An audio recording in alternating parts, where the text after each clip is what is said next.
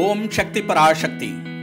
मेलमरुवत्तूर सिद्धपीठ में कल्याणकारी नवरात्र महोत्सव के 5वें दिन आज बुधवार को मन में उल्लास भरने और शरीर में शीतलता का संचार कराने के साथ जीवन को सुखमय और सुगंधित बनाने के लिए चंदन के कवच में नाग सर्प दोष से मुक्त करने वाली मनमोहक सौंदर्यमयी नागेश्वरी माता के रूप में मंत्रमुग्ध कर रही है। ऐसा प्रतीत होता है संतान का सुख देने वाली पंकज पीठासिनी पंच तत्वों के महत्व को दर्शाने के लिए 5 फणीधारी सर्प के छत्र तले नागेश्वरी माता के समान विराजी है। बाम्बी में छुप कर रहने वाली आज हमारे लिए वात्सल्य भाव से प्रेरित होकर नागेश्वरी देवी बनकर प्रकट हुई है और चंदन का कवच ओढ़ाकर शीश नवाने वाले भक्तों को शीतलता प्रदान करती है।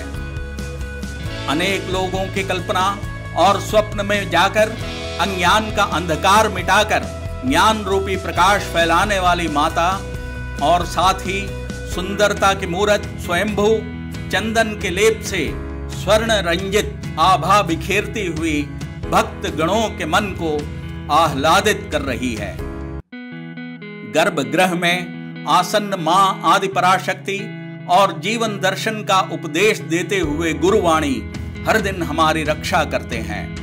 अम्मा के बाल्यावस्था में उन पर सर्प रूप में रेंगने वाली मां पराशक्ति आज अपने बालक के भक्तों को राहु केतु और नाग सर्प दोष की प्रचंडता को क्षीण करने के लिए नागेश्वरी समान धन्य कर रही है।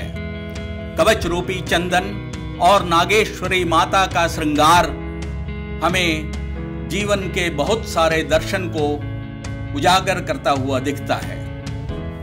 चंदन के घिसने पर ही सुगंध देने लगता है।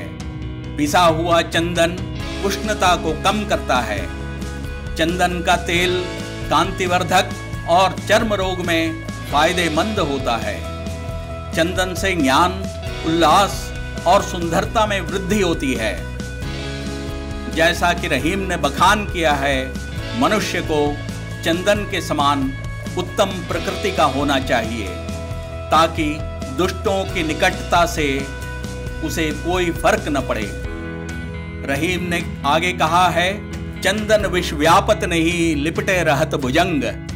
और इसके साथ ही भुजंग जब अपनी मर्यादा में रहकर अपने विष से दूसरों पर घात नहीं करता तो वह एकत्रित होकर उसके माथे पर मणि रूप में प्रकट होता है। उसी प्रकार यदि मनुष्य अपनी विषय वासना को अंकुश में रखे तो वह भगवत दिव्यता रूपी मणि अर्जित करता है और प्रकाशमय हो जाता है।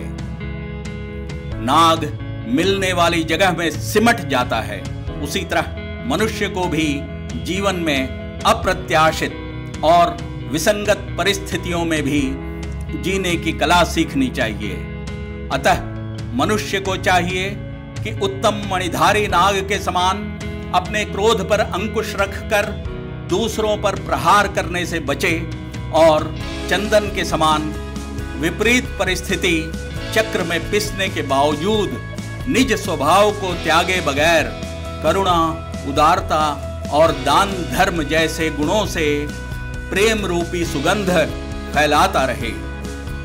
हे पंचफण छत्र धारिणी नागेश्वरी माता, हमें सच्चरित्र का वरदान दें। हे आनंदमयी ईश्वरी, हमारे जीवन को आनंद के सागर में डुबो दें। हे नागरूपिणी जगदांबिका, जगत को सुगंधित करने की क्षमता हमें दे।